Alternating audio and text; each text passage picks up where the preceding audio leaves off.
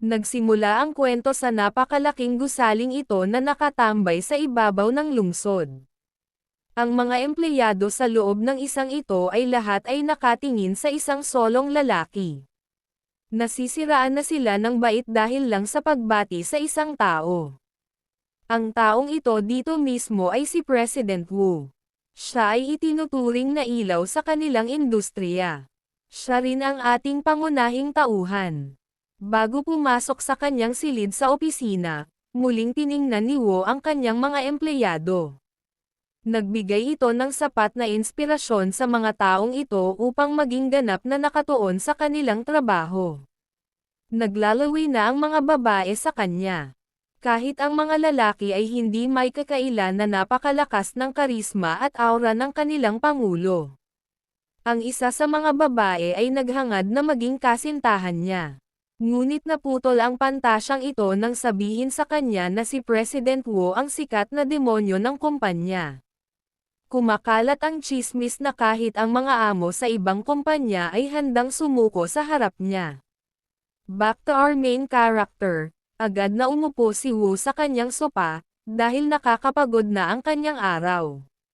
Pagkatapos ay pinindot niya ang isang pulang butones sa ibaba ng kanyang mesa. Ngumiti si Wu at pinitik ang kanyang mga daliri. Parang may mangyayari. Pagkatapos ng ilang segundo, may nagbago. Sa loob ng silid ng kanyang opisina, maayos na nakatambak ang mga volume ng manga. May mga anime figure pa sa mga shelves niya. At higit pa riyan, nabuhay ang isang ganap na na-whip game ang PC. Nagdiwang si Pangulong Wu habang malapit na siyang maglaro sa natitirang bahagi ng araw. Ang taong ito ay isang opisyal na hardcore gamer. Nasa kanya pa nga ang lahat ng pinakabagong gadget sa mundo. Binuksan ni Wu ang kanyang PC at nagpaplanong talunin ang hari ng demonyo sa ika-1,000 na pagkakataon. Ang kanyang karakter ay ang bayani ng larong ito. Pero nang maglalaro na siya, may napansin siya. Sinabi sa kanya ng laro na mayroong pagpapalawak o bagong nilalaman ngayon. At dahil hindi naman talaga siya naabala nito, pinindot niya ang expansion button. Excited pa siyang magpakalma sa natitirang bahagi ng araw. Nagsimulang magtsismisan ang mga empleyadong gustong maging girlfriend niya.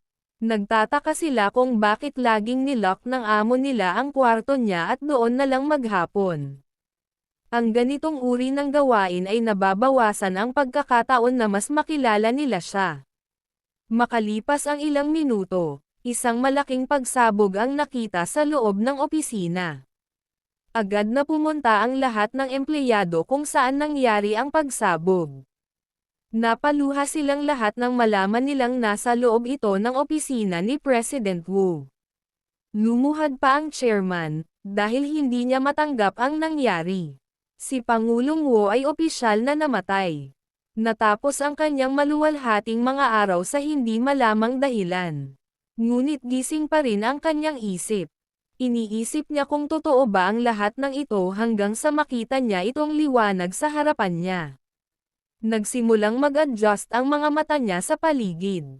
Natarante si Pangulong Wu at nakita niyang may hawak na siyang espada at kalasag. Mayroon din siyang kakaibang pangangatawan. Ang aming pangunahing karakter ay nasa lugar na ito ngayon, kung saan mas maraming skeletal monsters ang nakulong. Iniisip niya kung nananaginip lang ba siya o underworld ang lugar na ito. Habang iniisip niya kung ano talaga ang nangyayari, napansin ni Wu ang isang kristal sa tabi niya. Tinignan niya ito at humarap sa salamin.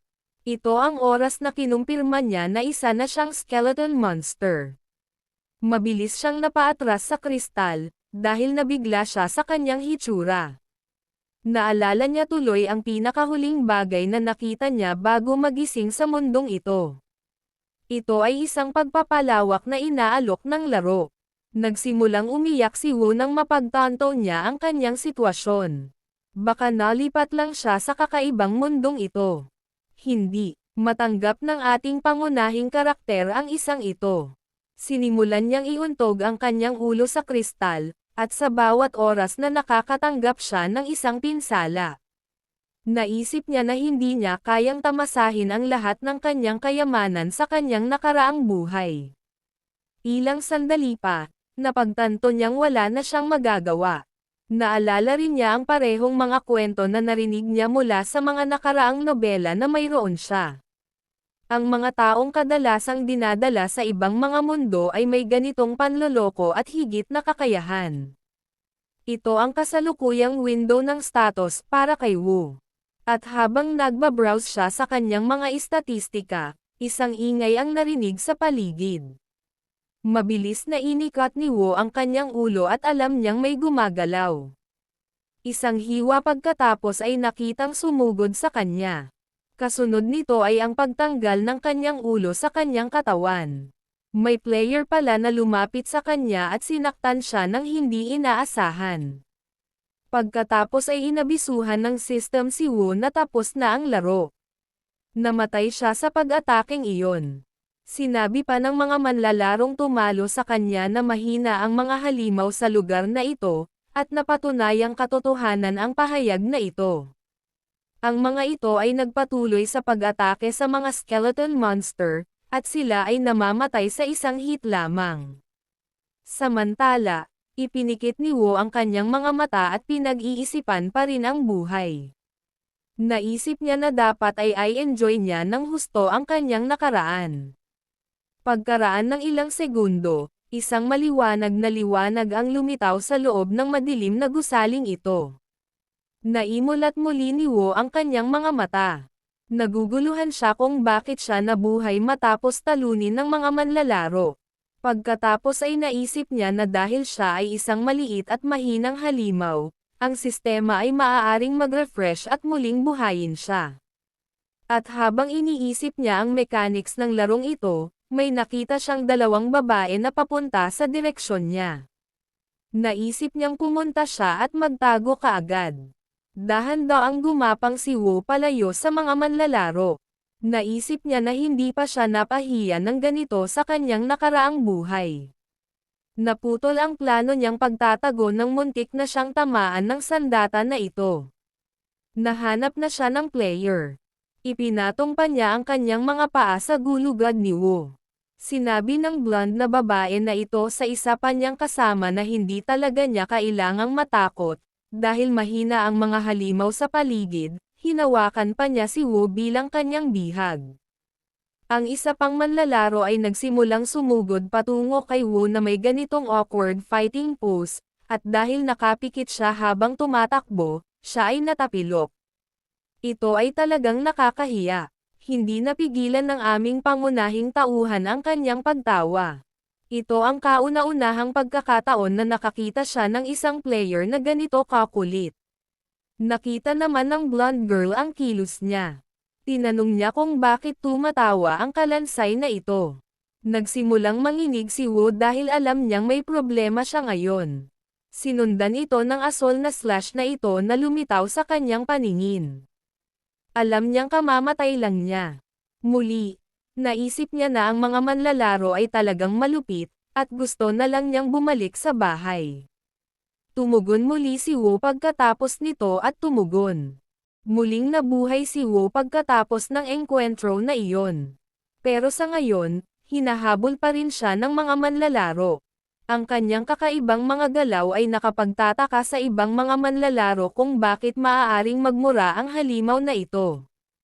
Tumakas sa kanila. Naisip nila ngayon na baka ang isang ito ay isang espesyal na halimaw na ibinigay sa kanila ng sistema.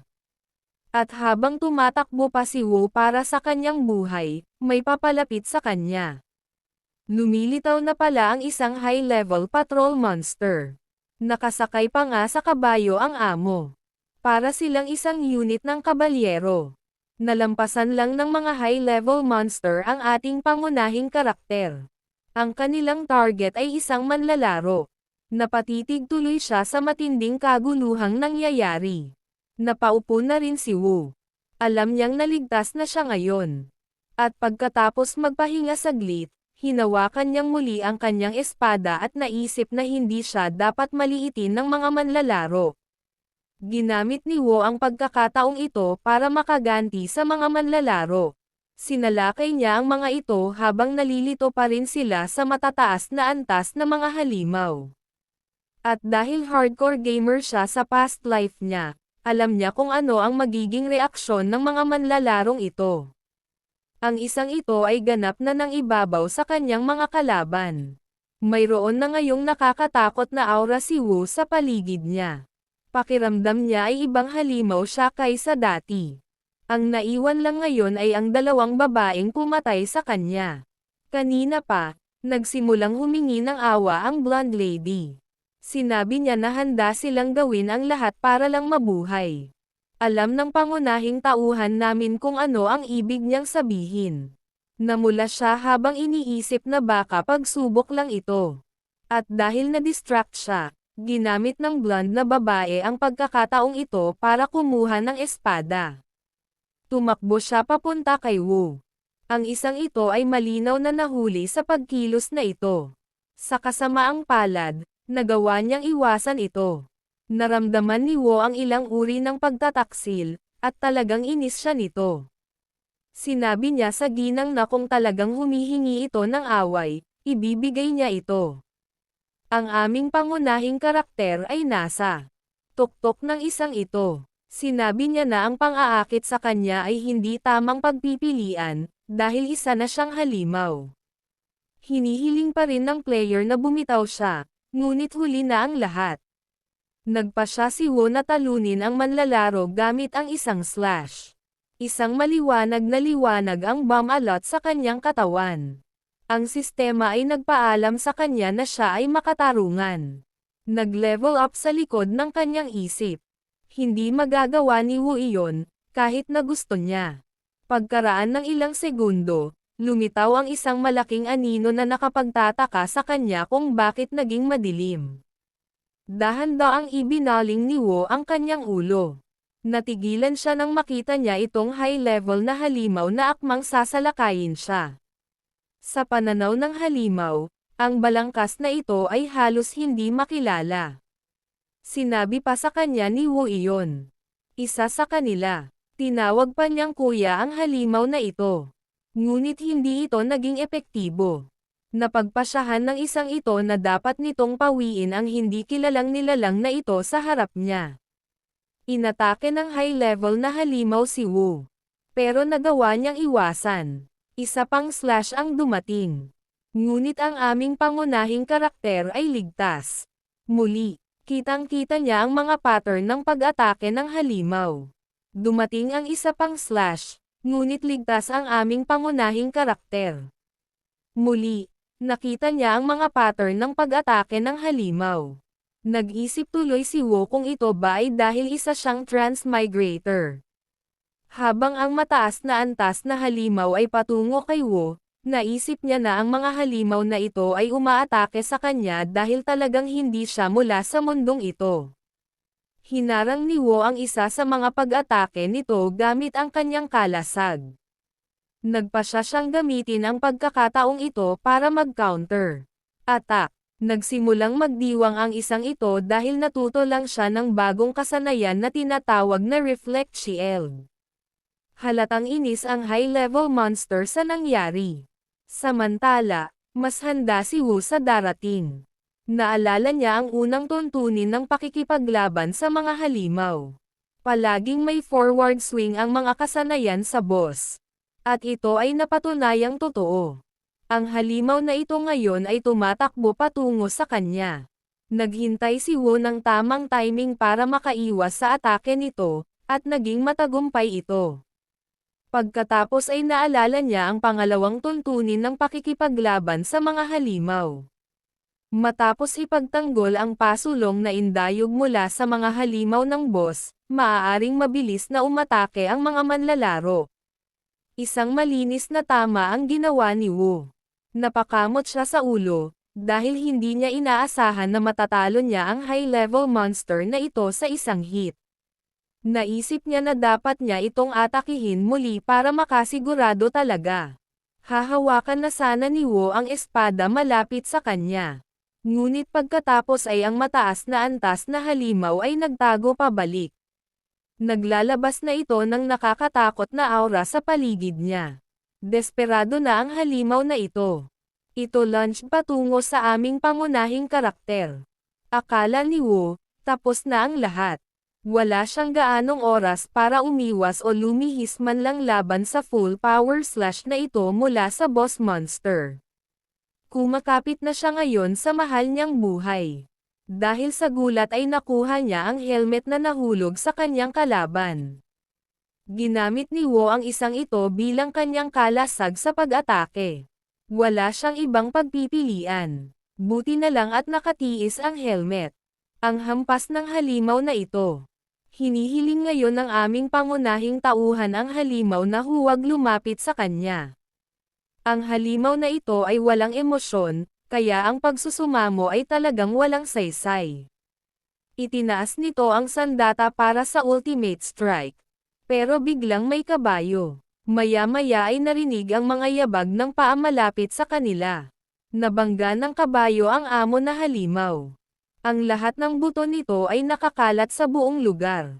Hindi makapaniwala si Wu sa nangyari. Iniisip niya kung patay na ba talaga ang halimaw na iyon. Pagkatapos nito, napagtanto niya na ang kabayo ay dumating sa kanya. Ito ang function ng helmet. Kinikilala na siya ng isang ito bilang kanyang Panginoon. Muling tiningnan ni Wu ang kanyang status window. Siya ay hinuri bilang isang mahinang kalansay na sundalo. Nasa ika-3 antas na siya ngayon at naisip niyang mas lalakas siya sa pamamagitan ng pagkatalo sa iba pang labyrinth na nilalang. Natuwa rin ang isang ito tungkol dito. Mga epekto ng helmet. Siya na ngayon ay may kakayahang mag-utos ng mababang antas, hindi matalinong mga halimaw. Napangiti si Wu dahil alam niyang magiging madaling gamitin ang isang ito. Nagsisimula na ngayong magbago ang mga bagay sa kanyang panig. Naisip niya na talagang kaakit-akit ang magic world na ito. Nagtaka pa nga si Wu kung ito na ba ang simula ng kanyang epic journey bilang isang skeleton monster. Ang aming pangunahing karakter ay nasa dulo na ng bangin na ito. Sumigaw siya na siya ay magiging hari ng demonyo. Ang deklarasyon na ito ay umalangaw-ngaw sa buong lugar.